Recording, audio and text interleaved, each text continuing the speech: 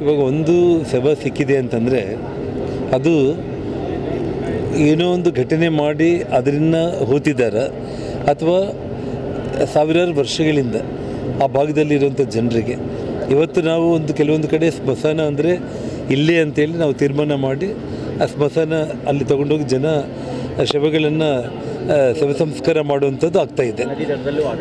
ನದಿ ದಡದಲ್ಲೂ ಕೂಡ ಆಗ್ತಾಯಿದೆ. ಇವತ್ತು ಧರ್ಮಸ್ಥಳ ವಿಚಾರದಲ್ಲಿ ಇವತ್ತು ನಾನು ನೋಡ್ತಾ ಇರೋ ಪ್ರಕಾರ ಈ ಹಿಂದೆ ಸಿದ್ದರಾಮಯ್ಯವರು ಮುಖ್ಯಮಂತ್ರಿಗಳಾಗಿ ಇದ್ದಾಗ ಕೂಡ ಒಂದು ಹಿಂದೂ ವಿರೋಧಿ ರೀತಿಯಲ್ಲಿ ಲಿಂಗಾಯತ ಮಠಗಳ ಸ್ವಾಮಿಗಳನ್ನು ಟಾರ್ಗೆಟ್ ಮಾಡಿರುವಂಥದ್ದು ನಾವು ಕಣ್ಣಾರ ನೋಡಿದ್ದೀವಿ.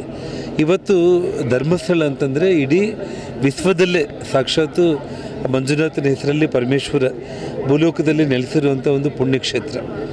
ಇವತ್ತು ಯಾರೇ ಆಣೆ ಪ್ರಮಾಣ ಮಾಡಬೇಕಂದ್ರೂ ಕೂಡ ಆ ಧರ್ಮಸ್ಥಳವನ್ನು ನಾವು ಇವತ್ತು ಆಣೆ ಮಾಡೋದಕ್ಕೆ ಅಲ್ಲಿಗೆ ಹೋಗುವಂಥದ್ದಂದರೆ ಯಾರು ಸತ್ಯವಂತರಿದ್ದಾರೆ ಆ ಧೈರ್ಯವನ್ನು ಪ್ರದರ್ಶನ ಮಾಡುವಂಥ ಒಂದು ಪುಣ್ಯಕ್ಷೇತ್ರ ಅದು.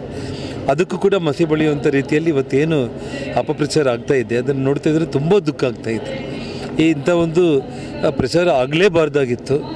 ಈಗಲಾದರೂ ಕೂಡ ಸರ್ಕಾರ ಪ್ರಾಮಾಣಿಕವಾಗಿ ಇದನ್ನು ಹಿಂದೂ ವಿರೋಧಿ ನೀತಿ ಅನ್ನೋದನ್ನು ಎದ್ದು ಕಾಣಿಸ್ತಾ ಇದೆ ಅಂಥೇಳಿ ನನಗನ್ನಿಸ್ತಾ ಇರುವಂಥದ್ದು.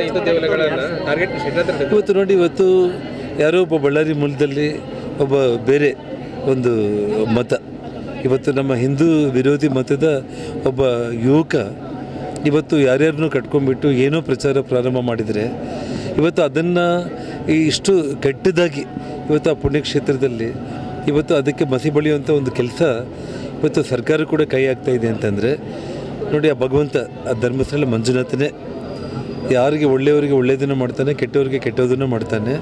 ಇದಕ್ಕೆ ಯಾರಿಗೆ ಏನೆಲ್ಲ ಶಿಕ್ಷೆ ಆಗಬೇಕೋ ಅವರೇ ಅದನ್ನು ಅನುಭವಿಸ್ತಾರೆ.